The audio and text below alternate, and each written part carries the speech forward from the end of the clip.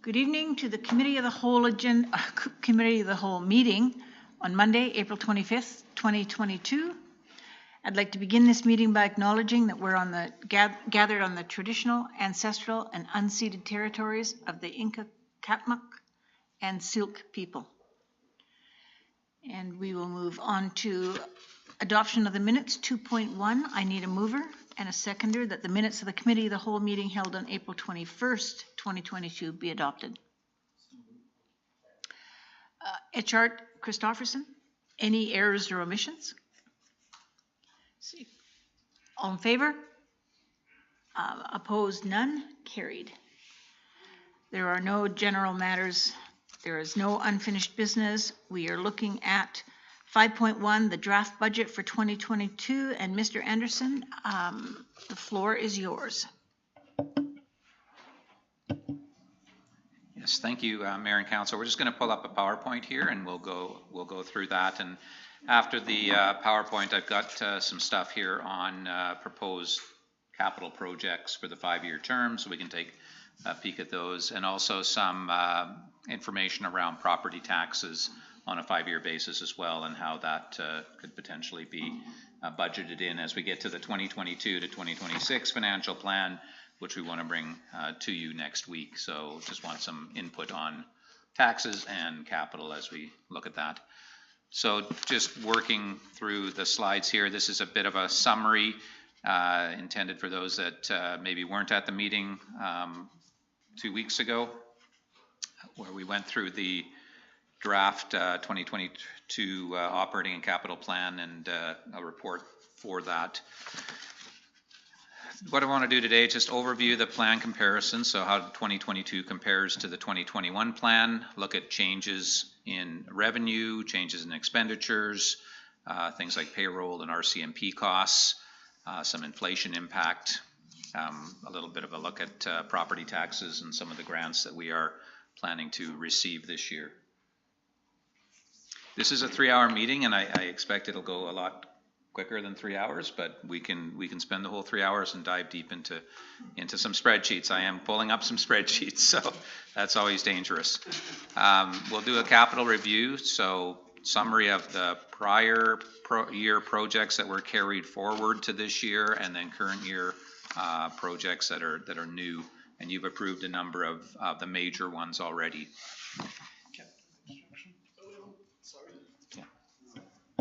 Thank you, Your Worship. I just want to add, as Mr. Anderson said, this could be quite quick, but in terms of public input, because we are required to undergo a consultation exercise, and this is, of course, a public meeting that anyone can show up to. So I did just want to note that this was advertised, this meeting was taking place. There is, of course, another committee of the whole which will also be going through the draft. And if the public want to come along and give their opinions about this at any time, then we do have the time set aside and they can do that. As you can see, there's no one in the gallery tonight, but I just want to say that that was available as an option. Thank you. Okay. And can I ask, is there anybody online? Not at the moment, Your Worship. Okay, thank you.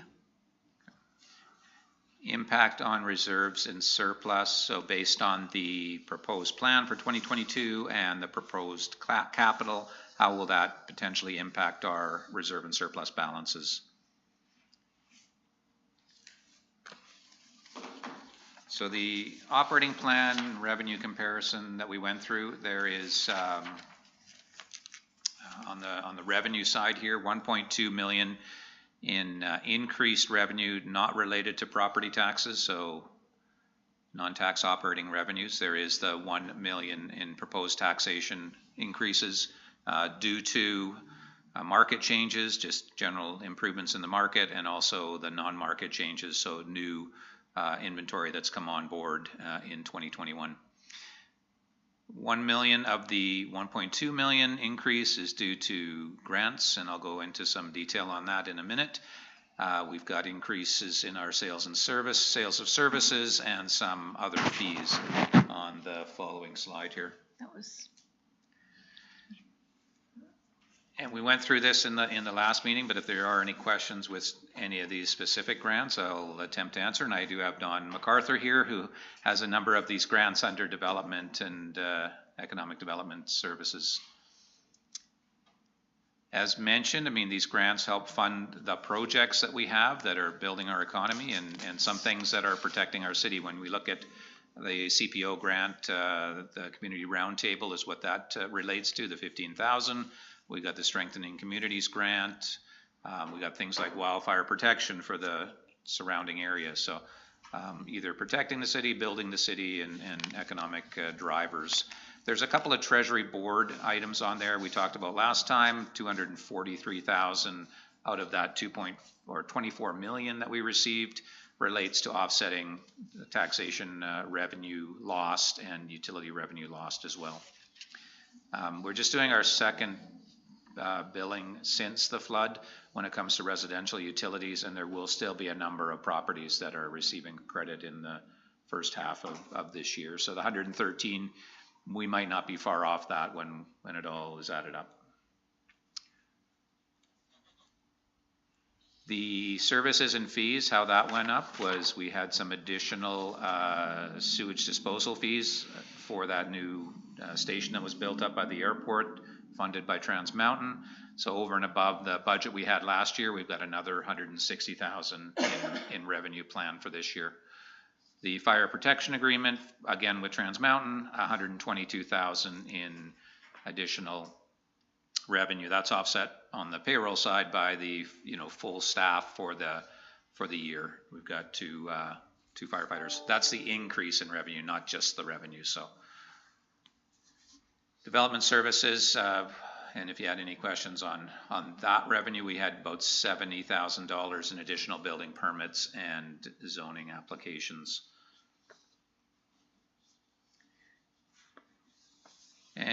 Revenue from property taxes. So the residential property values increased by 29% in 2021, and that's going to impact our 2022 taxes. The 2021 residential tax rate was set at 4.6244, taking into account the increase in assessment values and our request for 8% of an increase in overall revenue across all classes of properties. We're looking at a 14.75% reduction in the residential mill rate down to 3.94. The increase works out, the 8% increase works out to $347,000 more in additional revenue on the residential base for those properties that were on the roll in 2021, pardon me. The average increase per household is $119, taking the 2021 average assessed value of $323. Their bill would have been $1493 at the 2021 rates. An 8% increase on the $1493 brings it up to $1613 on the average home. So that's a $119 increase based on what somebody on the average would have been paying. The average this year is $418,000, the average assessed value.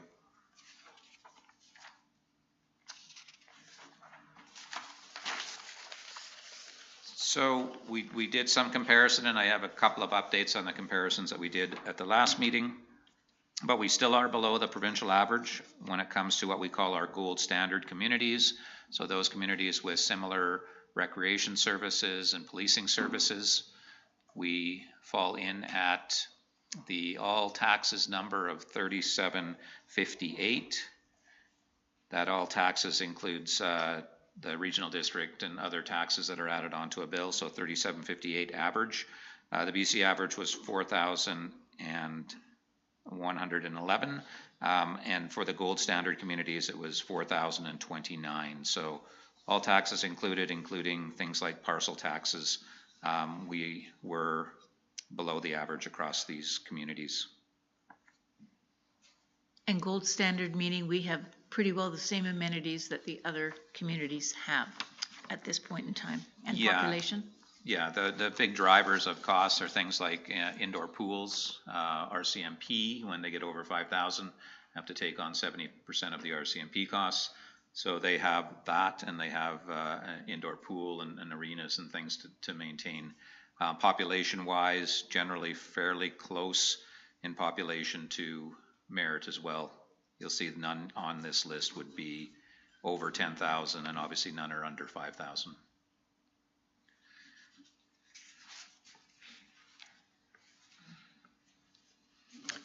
Councillor Luck. Yeah, thank you, Mayor.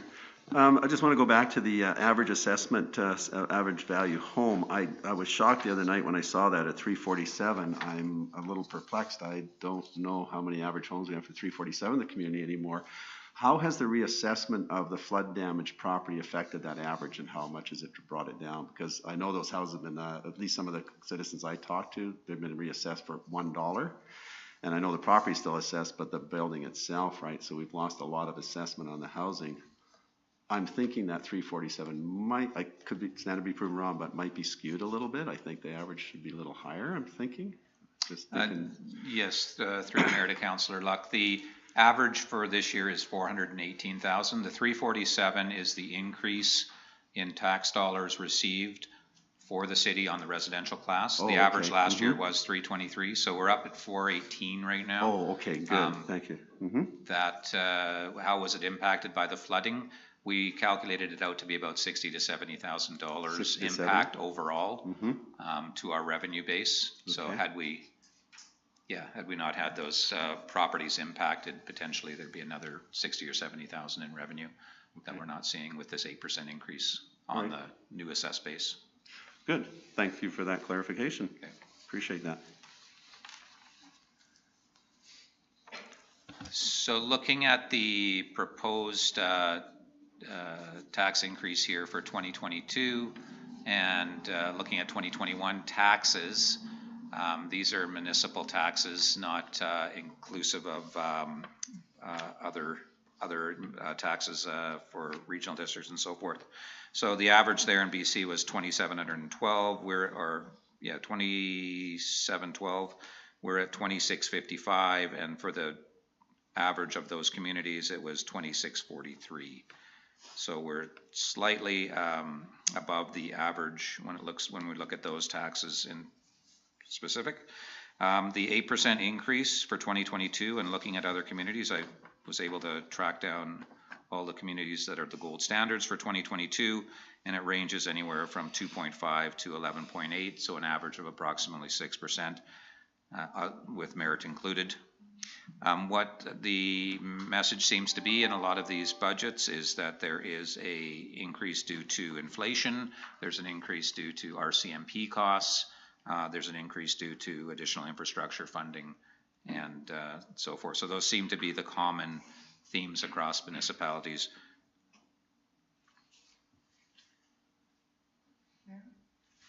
Sorry, Councillor Christopherson. I just wanted to clarify, I think that some of the communities last year had significant increases as well, and I'm thinking particularly, was it Smithers that was at about 10% last year?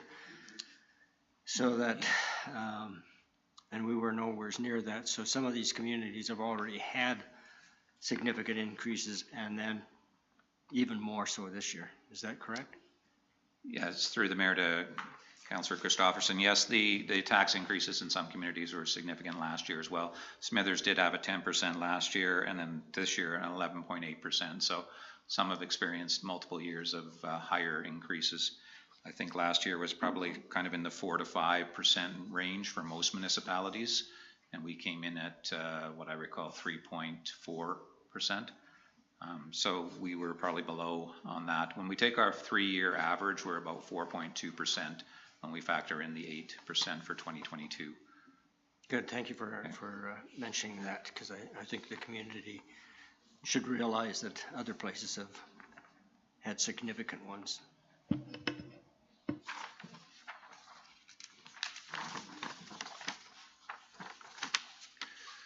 On the operating side, the 2022 compared to 2021 plan is up $2.2 million.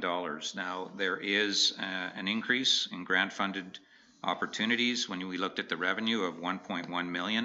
And the majority of those revenues that we do receive go right to the operating side as expenditures during the year. They are things like, you know, plans that we're getting done, hiring some staff to do some special project work, and you know, DCC bylaws and those sort of things we did some funding for. So, you know, majority of that 1.1 million in additional grant revenue goes right to the expenditure side of the equation.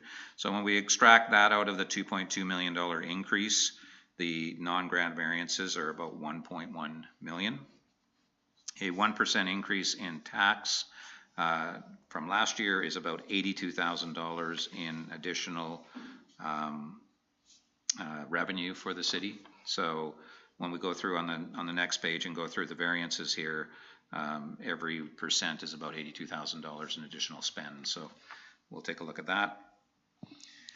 Mr. Anderson, Yeah. can I ask you to explain why we have flood recovery funding budgeted in as part of that issue?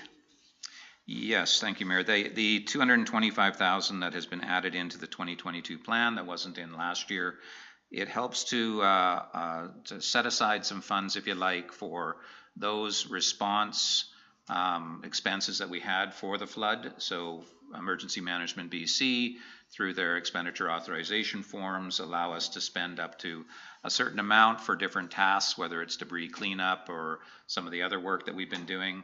But if some of those invoices that we send on to the province come in too high, or they're not at Blue Book rates, they may not pay the full amount. So we have set aside 15% of the 2022 estimated expenditures of approximately 1.5 million. We had 4.5 million spent in 2021. We set aside 15% of that 1.5 million just in case. Now, if it does come in that they reimburse us the full 1.5 million, then that'll go right to the bottom line. That 225 will get added on to our surplus. But we just want to be conservative and make sure that we have some set aside.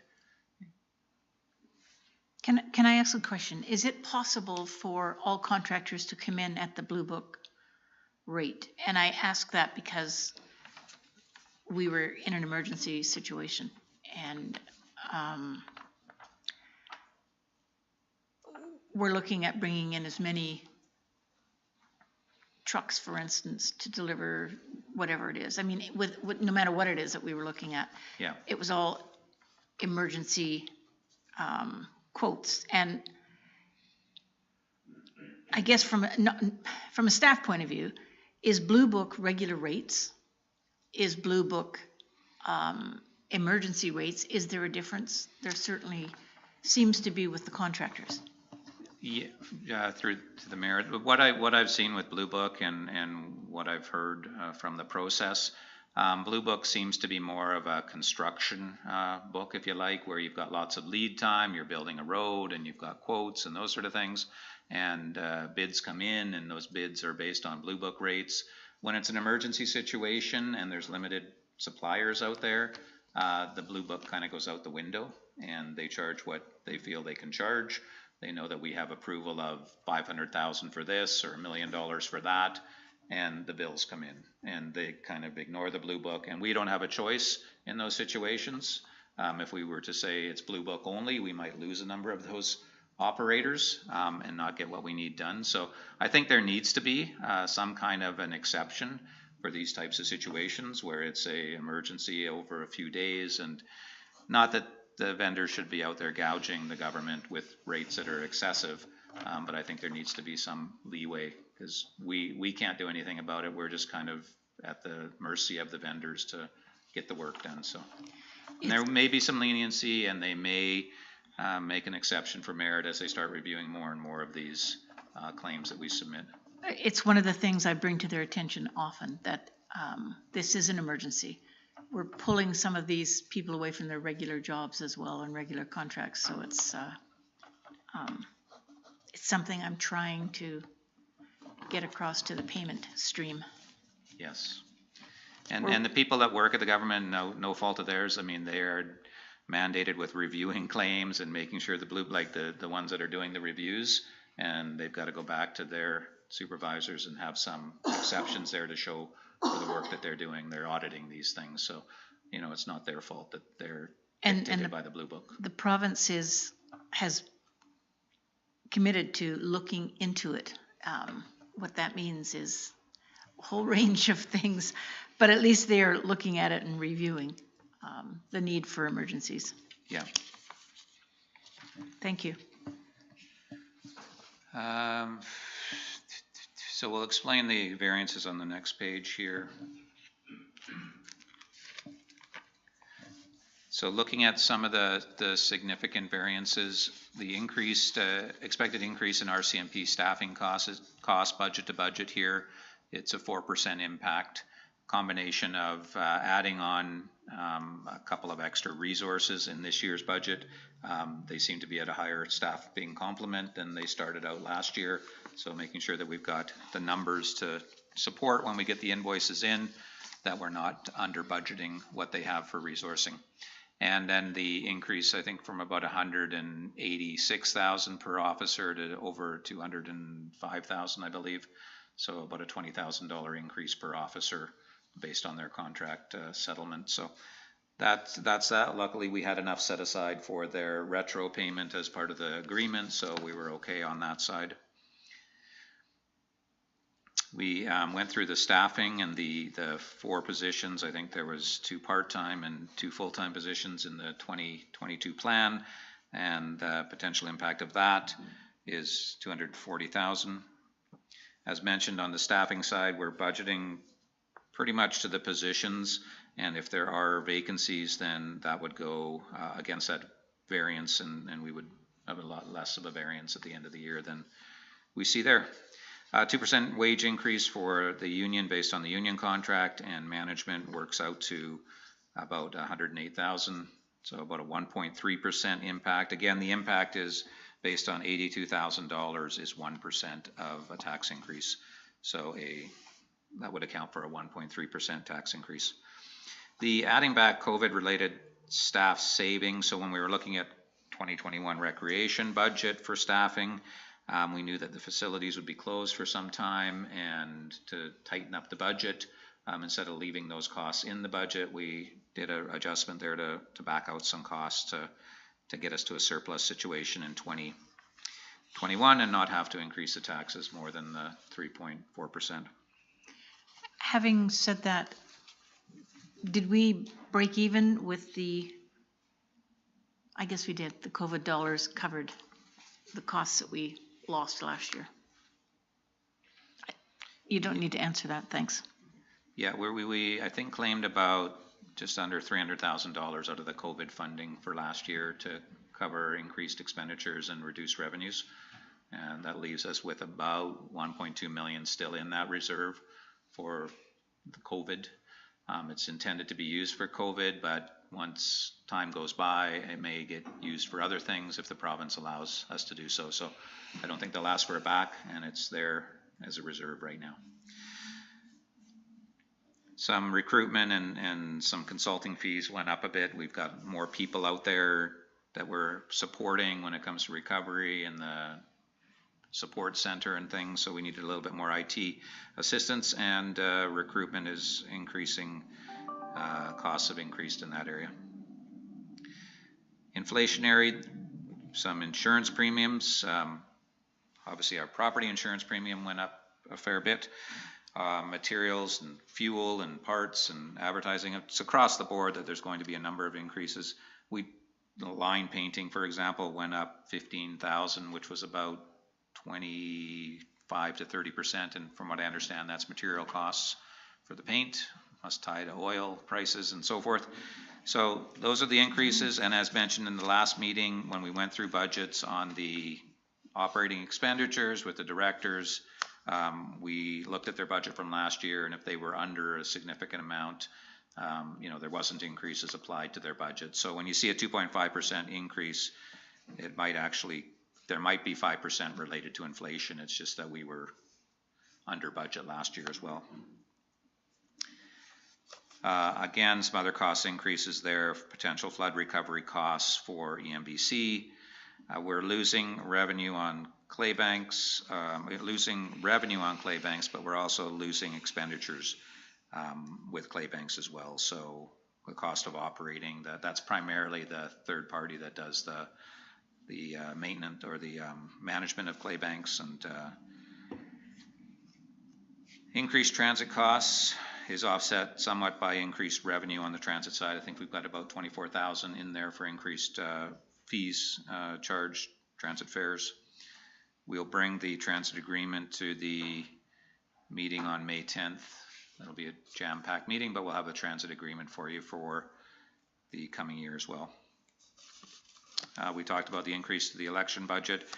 That's 14,000. We did have some money in there last year, and I believe that was more for training of staff, but it's over $16,000 to run an election. And hopefully people get out to some conferences. I think that's on the plan this week for council. So there's 20,000 in increased conference expenditures. So overall, the $1.2 million is about a 14.7% impact on taxes.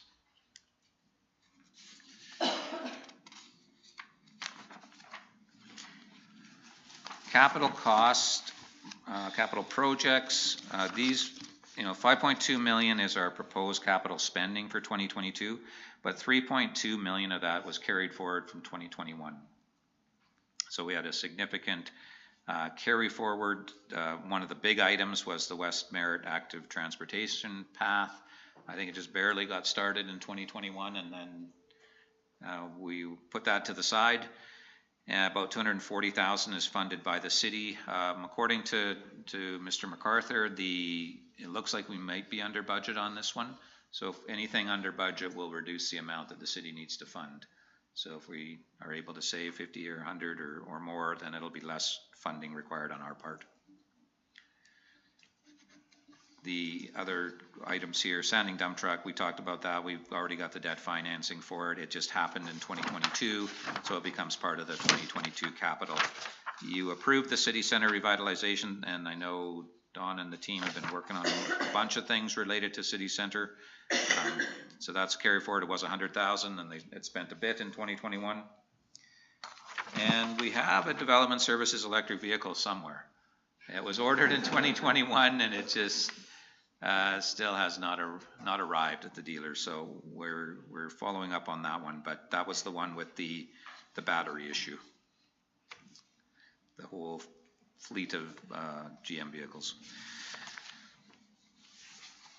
So those are carry forward items across the departments. And then the next slide is the new spending. So just over 2 million in new spending. And I've highlighted the projects over $75,000. And some of them have already been dealt with. The structure protection unit is on order. The Rotary Central Parks Trail, the RFP was issued. The responses came in under budget on that one. That is primarily grant funded, although there's a small $60,000 portion that's the city. So coming under budget will reduce our need for reserves in that area. Condenser replacement, that is on order as well. The Exit 286 utility corridor design. So what that relates to is everything downstream of where the development for Exit 286 connects into the city existing lines. So this would be starting at Band Street. It would move from there. And you'll see it in the budget over the successive years here that we'll have design work for sections as we move towards the sewage treatment plant. We know that there is piping increases that need to be done, and there's design work that needs to be done in advance of that. And once the design work's done, then that gets it to be a shelf-ready project that we can apply for grant funding. So that that's first phase of the design on that.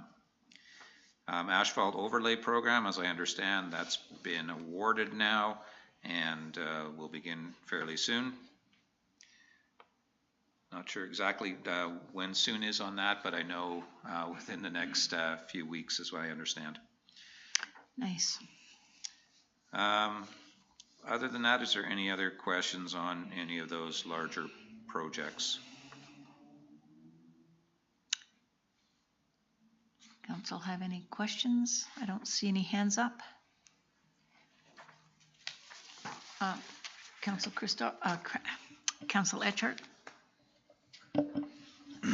I think a lot of these projects are things that we've kind of discussed over time. So for the public, if they're, concerned that we're spending a lot, well, we're just trying to keep up with some of the projects that we had planned. So I don't have a lot of questions because I feel that we've talked about these things in the past, and we have to continue on improving as well as the recovery work that's taken place. So I think it's good that we're discussing it so people can give input, but also some of these were the projects that we didn't get to finish last year, and the extension of starting from Ban is kind of a project that we need to continue with improvement and growth. So thank you for the information.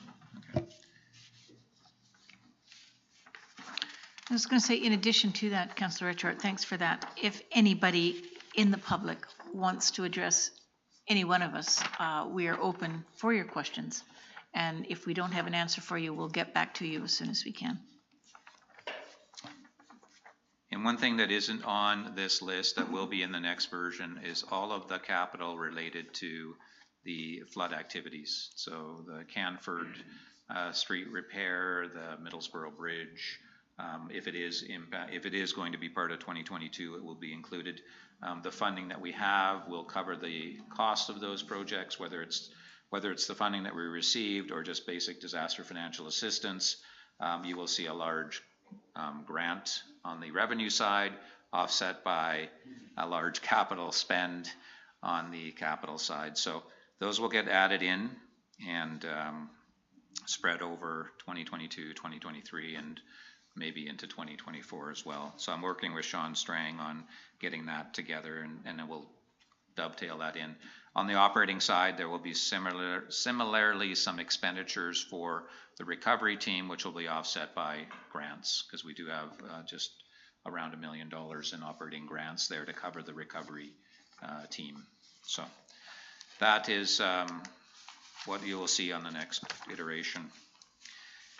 The capital funding and the impact on reserves. So with those capital projects that we have in the 2022 plan, $3 million will be coming out of reserve funding. We've got 1.9 in grants, primarily the West Active Transportation Plan, and we've got some debt there, one that we've already secured, which was the dump truck, and then one van for the Recreation Department, the maintenance staff, to have a utility van.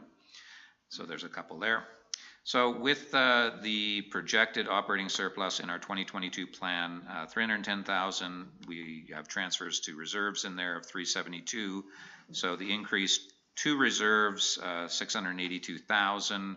We're pulling 3 million from reserves. That's a net reduction in the reserve balance of 2.3 million.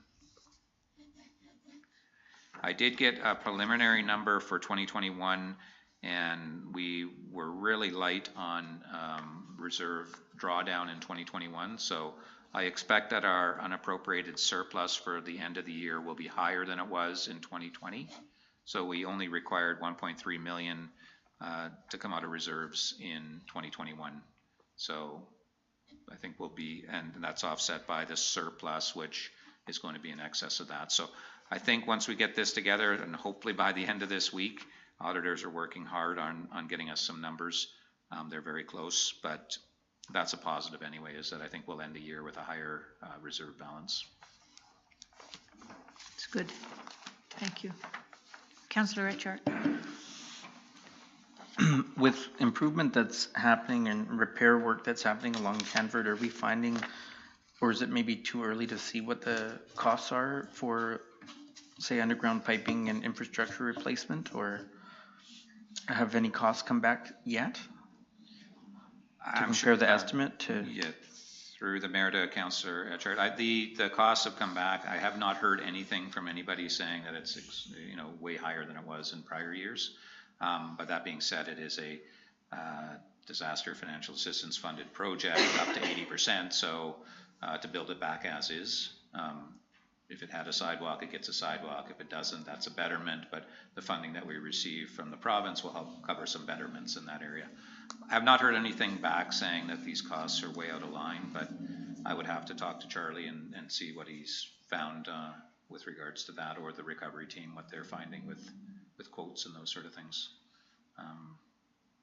And again, we don't have a final answer on that 20%, but the province is still looking into the possibility of reducing that number. It will never be to zero, but they are talking about reducing it somewhat, somehow.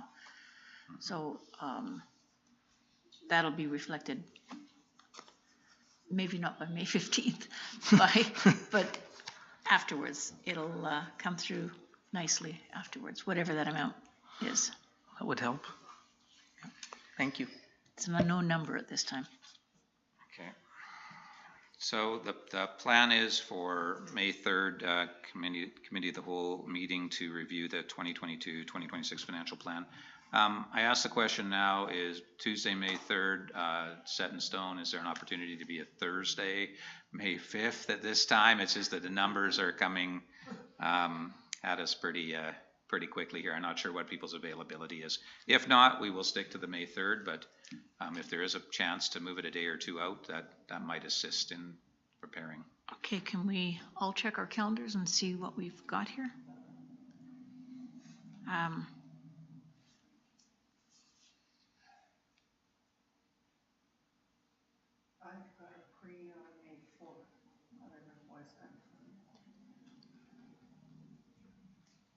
Okay, and I'm good on May 4th. May 5th is a TNRD regular board. Depending on how late you put it, I could attend in the evening. What time does that end at? Depends on the agenda. I haven't seen the agenda yet, but it's like ours. It depends on how much we talk. Okay. But it's usually over by 4:30 at the latest, so I can make it back for an evening meeting.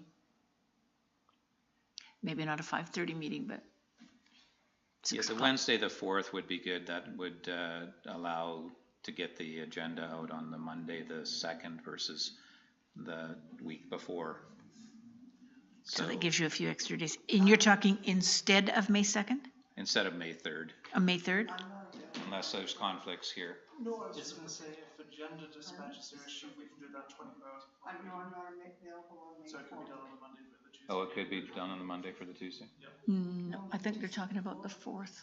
Okay.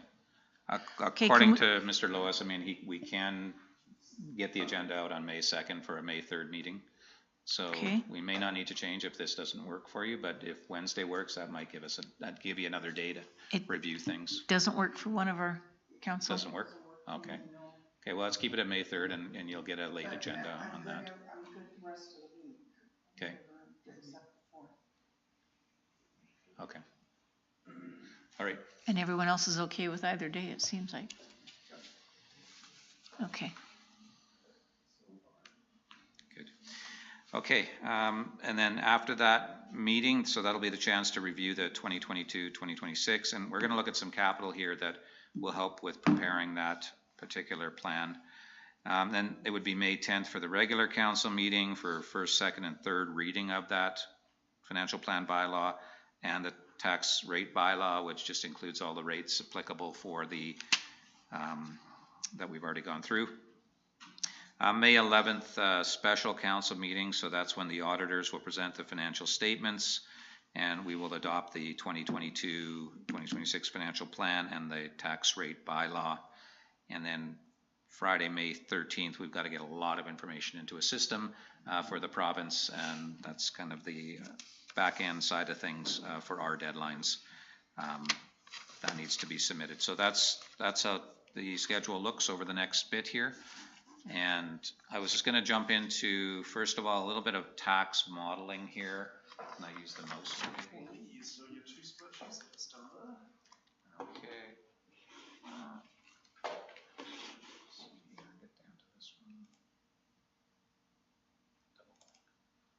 Okay. Let's see if I make this a bit bigger.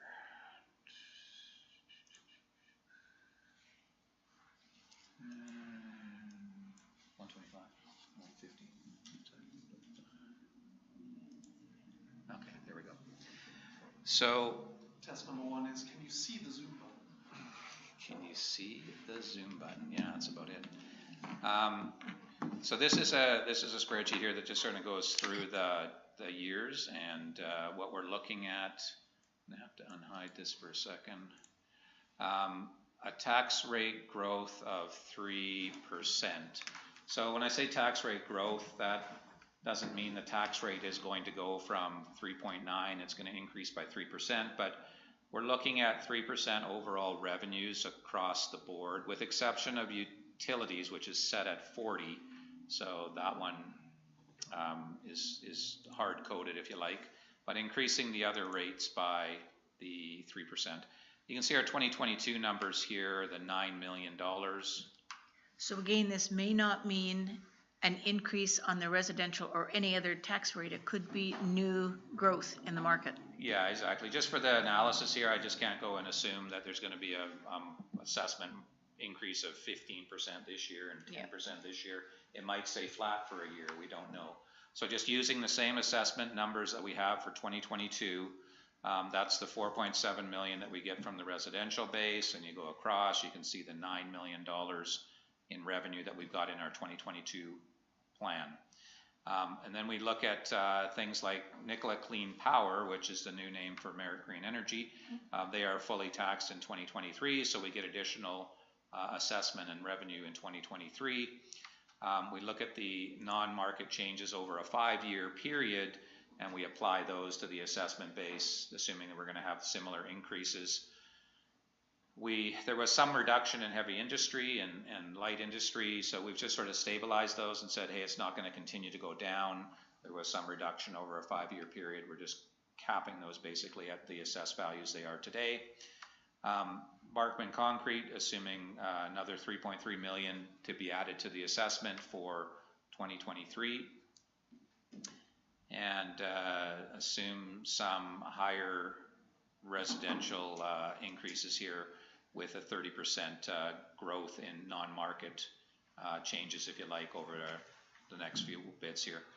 I'll just scroll down and you can see a little bit of how this impacts 2023. So 2023, our average non-market assessment increase over 5 years was 13 million.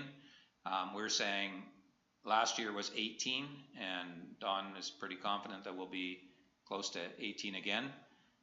So we've bumped it up by 30%, which is not quite 18, but it's 30% more than the average. We're adding in some light industrial here for Barkman, and then this is just the fact that the major industry went down 573, but we're just backing that out basically and keeping it at the same amount. Same thing happened in light industrial. It went down, but we're just backing it out and keeping it at the original amount. So that's what we've got for 2023 for adjustments to assessment. And again, these numbers could be 25% higher again, and the tax rate won't be 4.06. It might be 3.8 or 3.7, but just to do it consistently. So I've applied a 3% residential, 3% major industry, 3% light industry, 3% on business.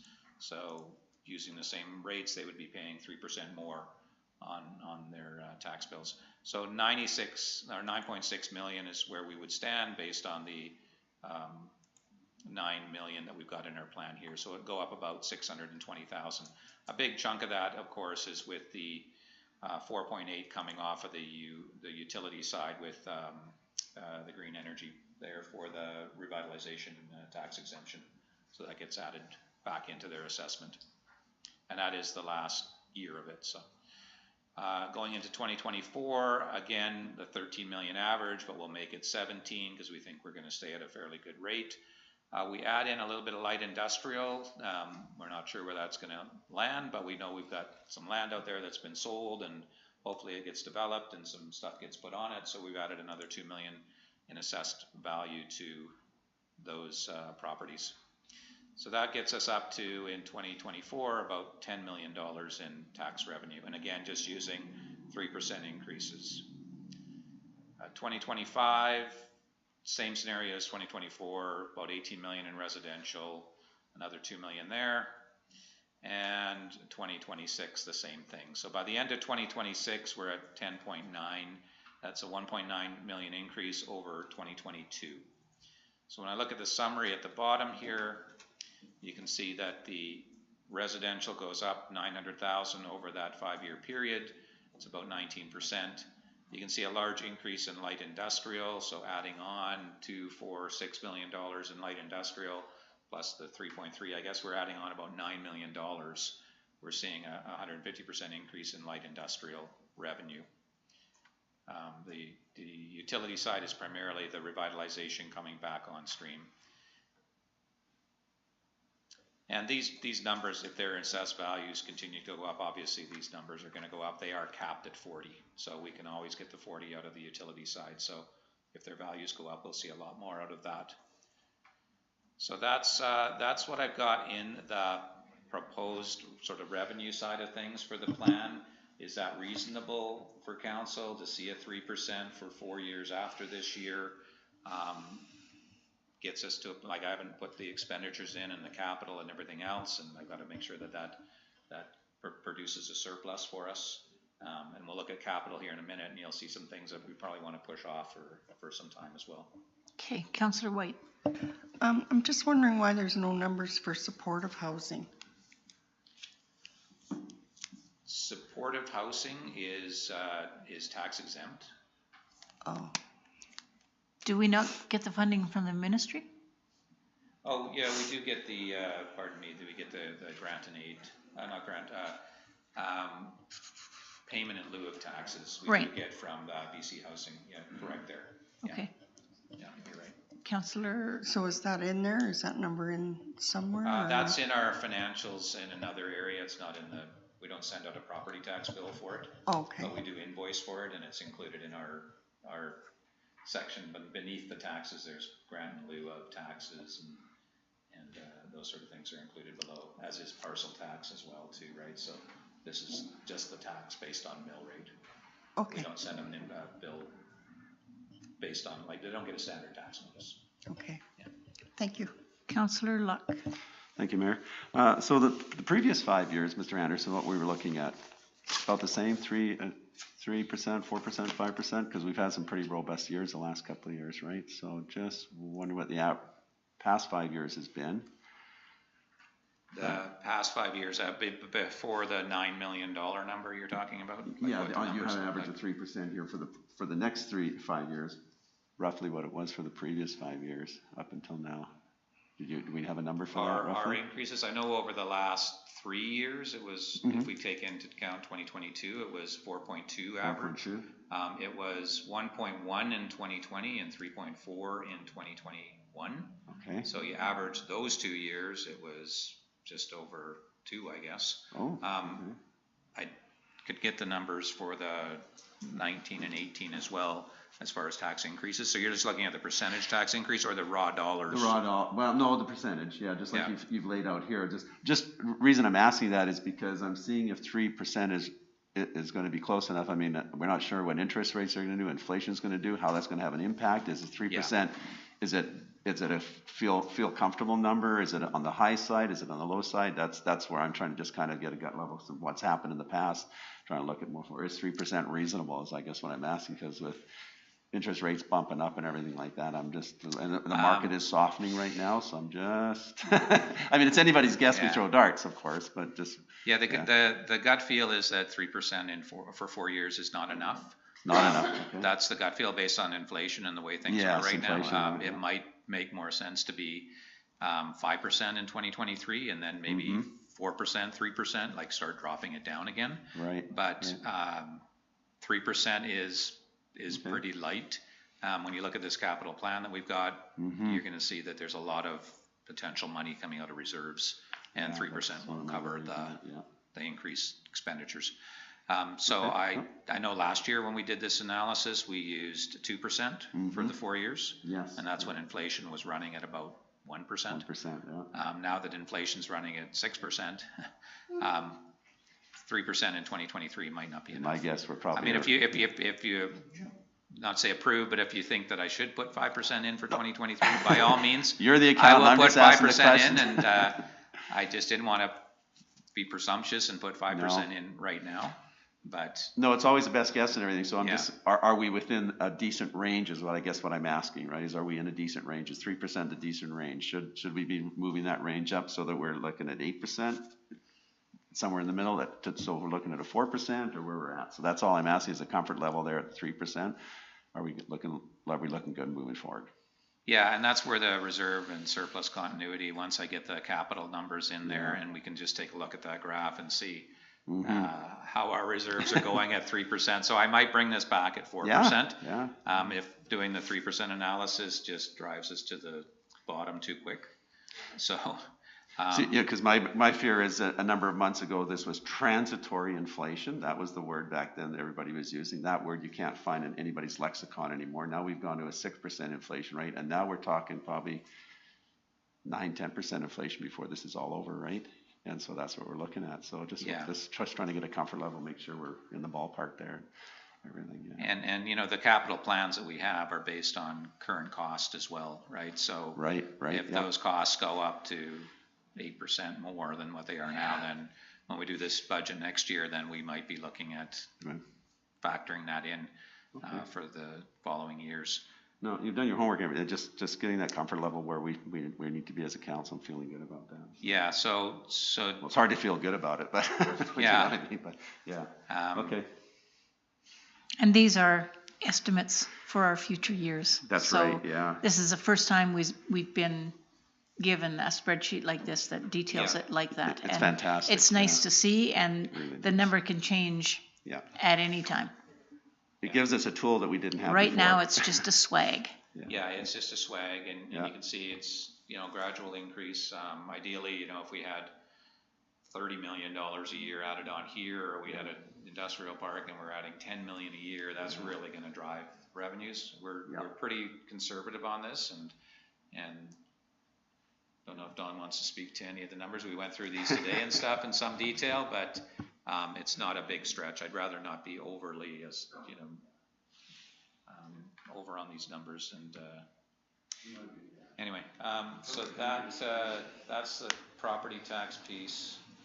And can I get back down here? Where is the most? Okay. Yeah. So the capital side, I have to expand this out a little bit here. No. Can we increase that? Okay. So on the major capital side, there is a bit of an analysis here over the next 4 years, stuff that you haven't looked at yet that we've got in the plan. And when we started moving things out of 2022, we sort of immediately dropped them into 2023, didn't spread them out further than that. So you see at the bottom that there's $14 million of stuff going into 2023, and then it drops off to 130,000. So we need to do some spreading on this, obviously, and this is stuff that's over 125,000 in value. There's a whole bunch of other smaller items in there as well. But there's things like we had looked at in the past about downtown washrooms, and fire has a couple of things here. They may be able to push some of these off a year or so. There's airport related stuff here that we had in our plan that we moved to 2023. Some of that may stay in 2023. Not sure which one's more important of the ones that we have. We've got, a Bobcat loader. Does that need to be in 2024? Can it be pushed off? Dog park relocation of 230.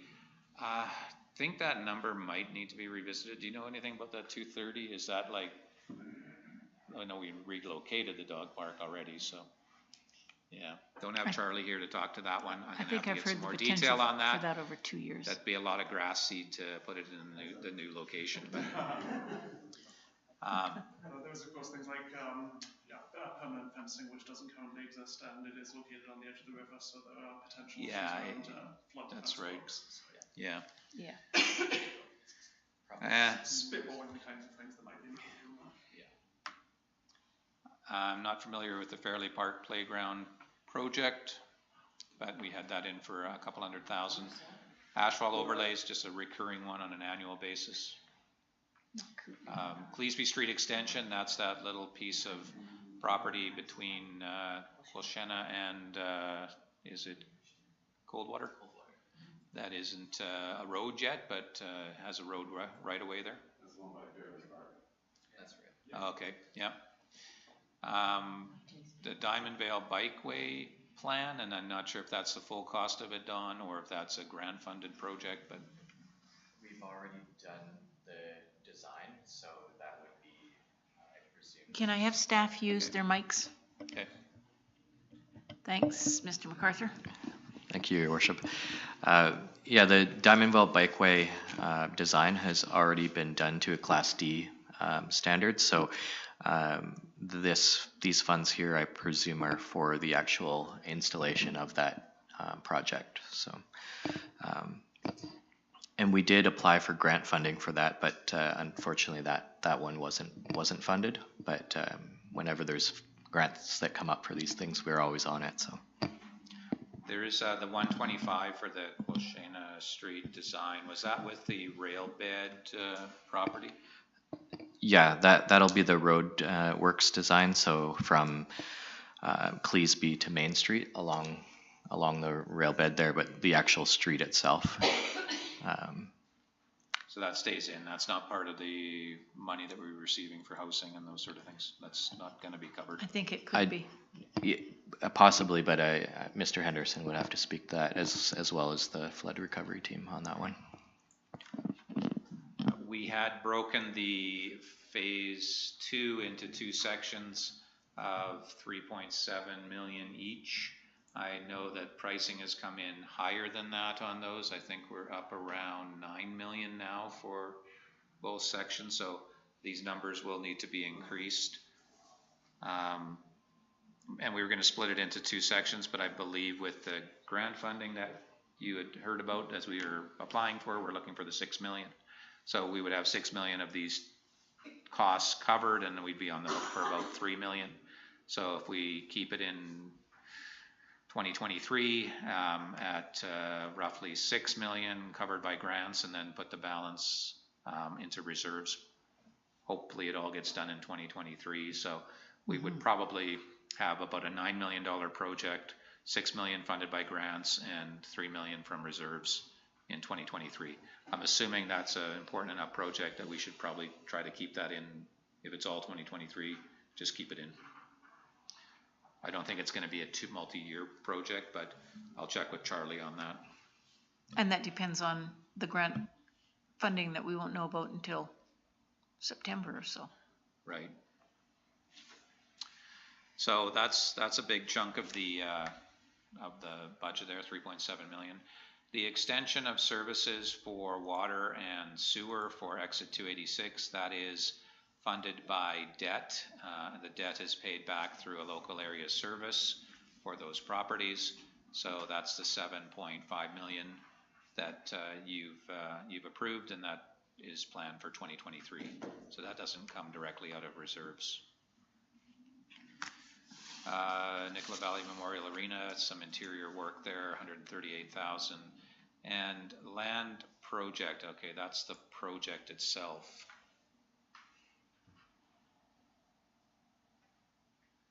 And Don will speak to that. Can I?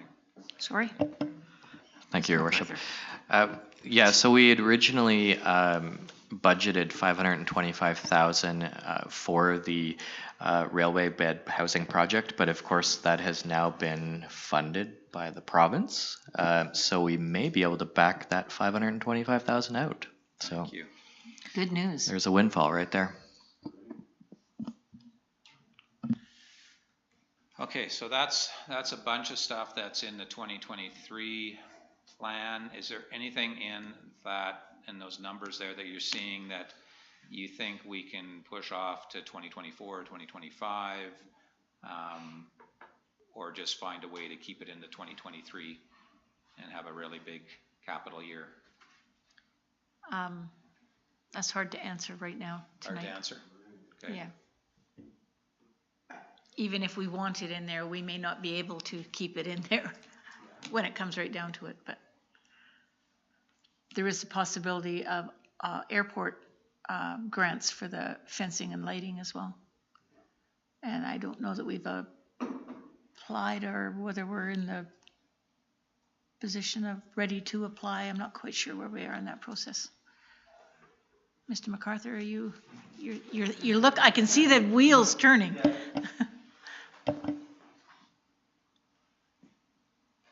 Oh, I'm sorry. Thank you, Your Worship. Sorry, I thought I was done for the section there, so I turned the mic off. The grant application for that comes out in the fall. So around September, October is when we would be applying for grant funding for the fencing lighting project. And if we are not successful, that grant funding only comes out typically every 2 years. So we want to hit it this year and make sure that we have a good application in to see if we can get that funded. Otherwise, we'll be waiting another couple of years. Is it also possible that we've got the hangars for a few years into the future? Is it possible we're looking at private hangars potential? Yeah, through our economic development staff, when we have that position filled, we'll be able to work on some of those attraction items. We have had some inquiries around that, so it could be that some of that hangars get funded through private means, but we won't know at this point. I don't have any applications at this time, so. Okay, thank you. And I'm not sure who was first. Councillor White? A couple of budgets ago, or a couple of years ago, there was $100,000 put aside for downtown revitalization. Has that disappeared somewhere or poked in another area, or? It's part of the downtown washrooms. Yeah, thank you, Councillor White, through your worship. Earlier this spring, you actually council approved the carryover of $100,000 of that money. Yeah. So we are working on trying to spend that. We had intended to spend it prior to December 31st, but there was a small sort of event here in the community that derailed a huge event that derailed. More than one, I hear. Yeah, more than one last year, unfortunately. So we are intending to have that $100,000 that was approved a couple years ago and carried over a couple times now, spent this year for sure. And then the washroom funds that you can see here would be the remainder of that. Those weren't spent either. So. Okay. I was just wondering where it ended up. That's all. Still there. Okay, thanks. Councillor Luck? Yeah, yes, thank you, Mayor. I think I had the same question that the Mayor did, is about the hangars there. Are we working hard to lease that land and find some private investors for that to build their own hangars then? Is that what we're hearing? That would be really good.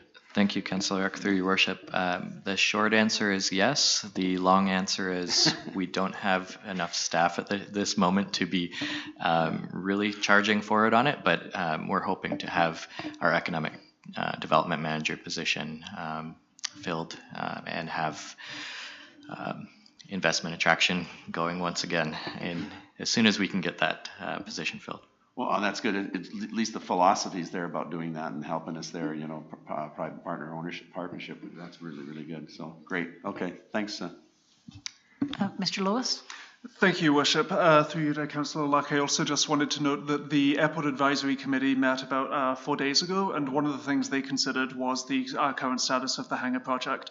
And unfortunately, of course, with the budget situation the way it is at the moment, Mr. Smith advised that committee that there wouldn't be any city-funded hangars coming forward at this point in time because we simply can't do anything on that. But as Mr. MacArthur noted, we are still looking at it as a aspiration that we would very much like to bring more commercialization, more commercial activity into the airport and have some of those infrastructure built out however we can get it done.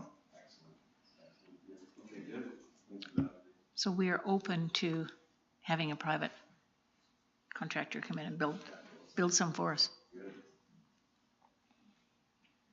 So is it safe to say I could take that 600,000 and move it to 2027? Because the city isn't going to spend any money in that area. If it's private developers, it doesn't need to be on our plan, but I can park it in 2027 and it won't show up in the plan. No? Okay. That's on the hopes that we, If it happens before by a developer, it's fine, but it's just if it stays by on our grant. plan, we have to have the revenue we there won't to get offset grant. it, or we have to have grant funding, or we have to have something in order to, you want to see reserve continuity go like this, or do you want to see it kind of go like that? So, if we take it out of the plan, we worry about it getting lost in the shuffle. so I could put grant funded and it would stay in there and it wouldn't impact our reserves, or I leave it in and say it's reserve funded and it's there. So it's these once they get past like 2023, not that important, 2024 to 2026, a lot of municipalities will have budgets like this with $300,000 in the last year of capital. We're trying to build it out so that we actually have reasonable amounts in every year, and we're trying to make 2023 fairly reasonable. We know we're not going to spend it till it's approved next year, but we're just trying to make these as reasonable as possible so that we can build the revenue to match it and so forth. Councillor Etchart first. I think having the airport as, with grant funding as a, mention there would be important because we're the group now, but who knows what happens in October. And as they look at this budget in the future council, they may want to consider certain things so that they don't forget about them, because I know there's a lot of things that we've learned over the last 4 years, and my concern is that even if we leave it in the list and put grant funded so that it's there just as a reminder, somebody who's new might not think of it at all. So I think it's just something so that we can have it top of mind, because I think the airport's a valuable piece for the community. Thanks. Councillor Luck. Sorry, just tracking back a little bit for Mr. Lois there. Was there any indication that the airport committee would take it upon themselves to do some marketing in there? And they're the ones that got their heads in the sky, or in the clouds, I guess. So they're to be the ones that would know best if there's people out there to want to build some hangars there. So. Oh, there, yeah, chair of the Councillor that's right. Christopherson, can you answer that for me? I don't know if I can answer it or not, but as Councillor Etchart had mentioned, it's good to keep these things in the budget process. Yeah. The present committee has done a lot of work and has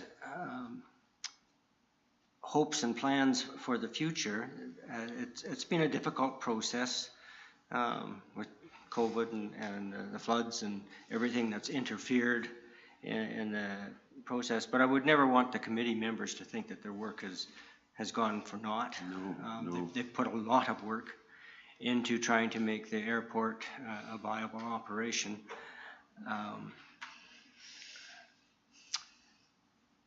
I forgot the second part of what I was going to say. That's all right. There was a question in there someplace, I think.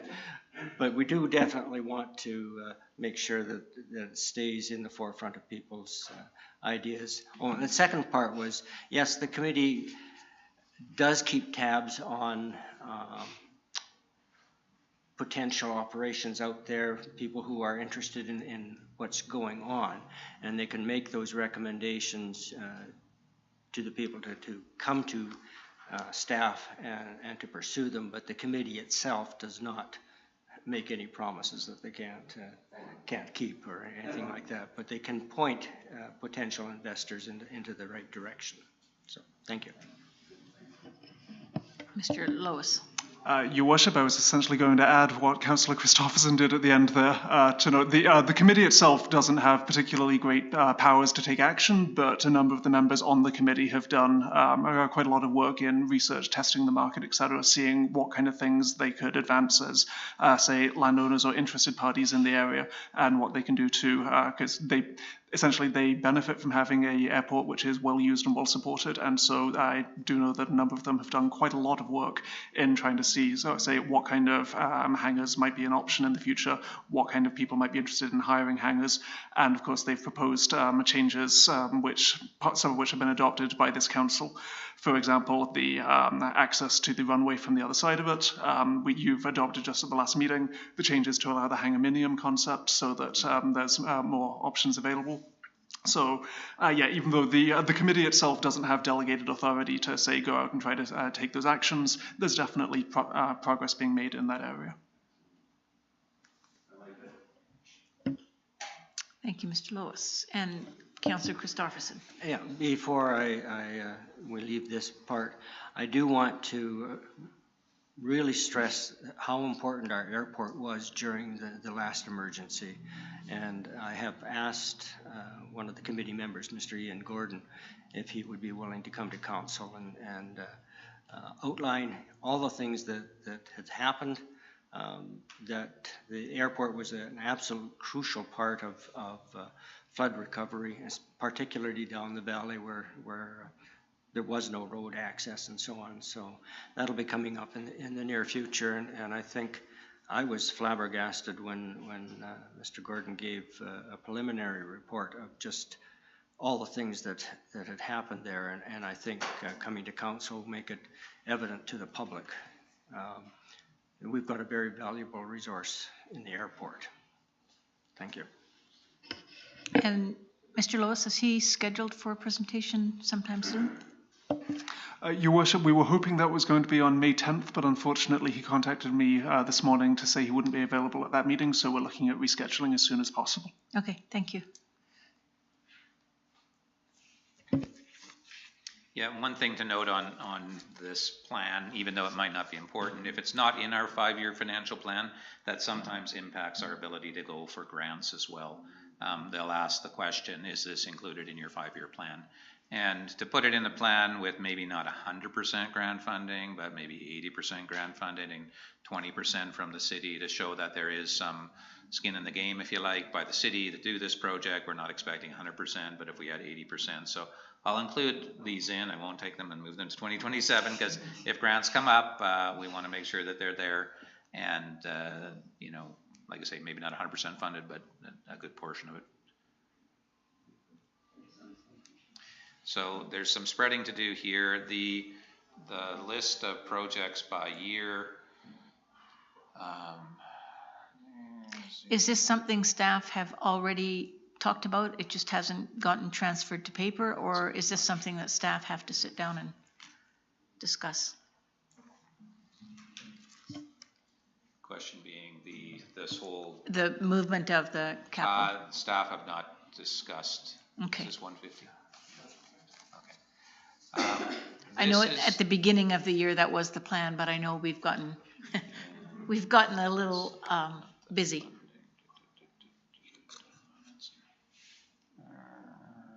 Reserve funding.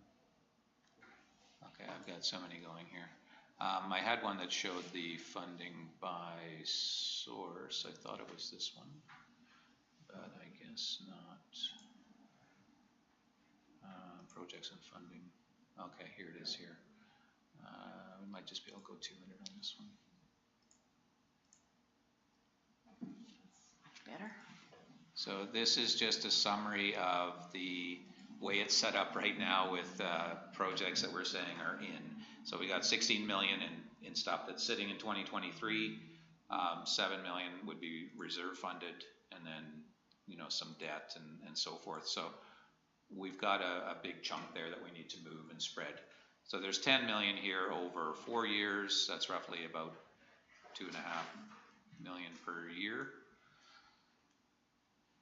So, you know, we can definitely move some of these down a little bit and get the balancing. It'll probably still, though, based on Boat Street and stuff and all the other ones that we've got on the list for the airport, it'll be higher in 2023. You always know kind of 2 years in advance what you're working on, but we're not too sure for 2025, 2026 what's going to pop up. So we've got to do some work there to do that, and a lot of it may be just moving it into grants, you know, so that some of these projects, whether they're the airport fencing or those things, we could have some grant funding. And if we do at the start of 2023 have a nice surplus and our reserves are fine, and we want to, obviously 2023 is a brand new budget, so you can then say, yeah, it's not going to be grant, it's actually going to be coming right out of reserves, and we're just going to do the project. Kind of similar to what we had planned for this year when we were looking at Boat Street. We had said, oh, we're not going to do this unless we get a grant, and then we said, oh, we're going to do it, and then we couldn't do it. But yeah, so that's kind of the way it flows. So some big numbers, but we will get it all moved around so that we have on an annual basis a surplus through all 5 years. Okay, that's pretty much it for what I had to present, unless there's any other topics of discussion on anything that we talked about for 2022 or anything for the 5-year plan that you think we've missed. Any other questions for Mr. Anderson?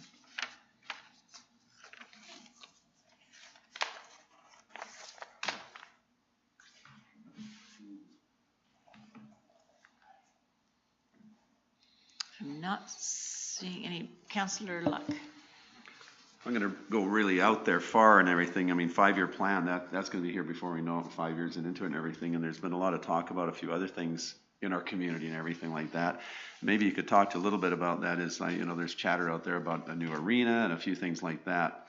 And, you know, sooner or later, you've got to start looking at those things in our budget. I don't know if we want to look at those things in our budget, even they're 5 years out, but what, can you talk to a little bit of reality about some of those things too? Because 5 years out, I mean, the chatter is going to increase on some of those major projects like that as we go through here, you know, and so maybe just chat a little bit about that if you can and see where that should be landing, if it should be landing at all. Things like arenas and stuff, those are big ticket items, obviously. Mm-hmm. We probably should get to the point of, on an annual basis, put aside, you know, $500,000, $600,000 a year into the reserves. There's an arena reserve that's been set up. That's got nothing in it right now, basically. But as you know, as we start to go through the next years here, we should probably be moving to put 100,000, 200,000, 300,000. The Smithers example that I gave you there with the big tax increase that they had in 2021, that was a result of the fact that in 2020 they didn't put aside reserves for roads and infrastructure that they normally do. That's actually included as a line item on their tax bill, that asset management replacement piece. So they you know, backed that out, and then in 2021 they had to deal with the impact of doing that and add it back in again. And so you know, on a consistent basis, if we can get to the point where we have $500,000-$600,000 a year that's designated to go to reserves, and maybe it shows up on the tax notice. Other communities will have a separate line item for policing. So they'll actually have a policing tax that will cover the cost of policing. So that's visible to the citizens. They can see that there is the general municipal tax and there is a policing tax. And that may go up 4%, 5%, but it's directly tied to the cost of delivering that service. So there's ways of doing things. We're pretty basic right now with just the one line item besides the 2 parcel taxes, but there's ways to expand that out and have asset replacement in there as one line item so people can see that every year 600,000, 800,000 is going to replacement or getting tucked away in a reserve. So that's, I think, where the city needs to go in the future, is to start doing that. Unfortunately, we've never been in a situation where we had that excess to be able to do that. I think we had $40,000 to $45,000 a year that we were moving to equipment reserves. We didn't move that last year, like there was $45,000, I believe. But but it makes sense to start that. In our capital plan document here, we did have a number of line items there for every year for the arena and so forth, but it's not really part of the capital plan.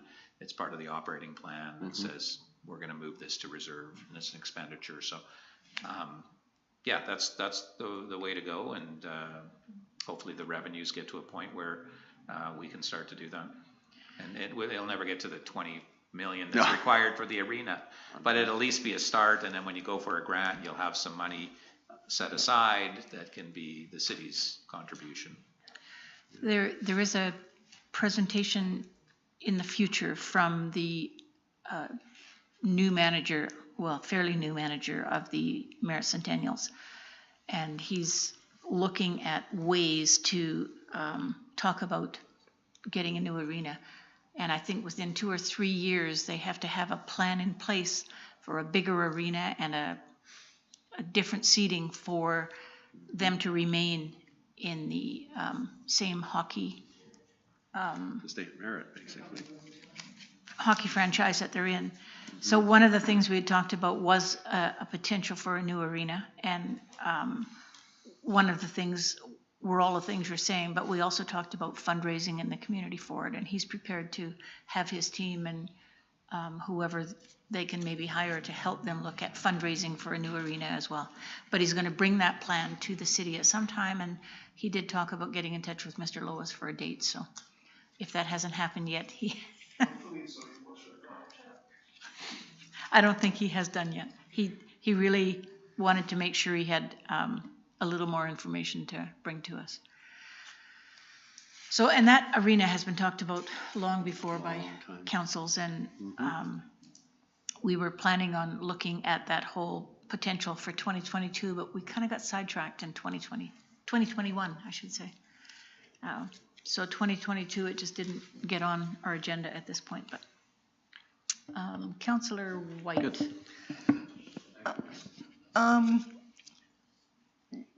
Just in the last couple of months, people don't realize that the city pays for the RCMP.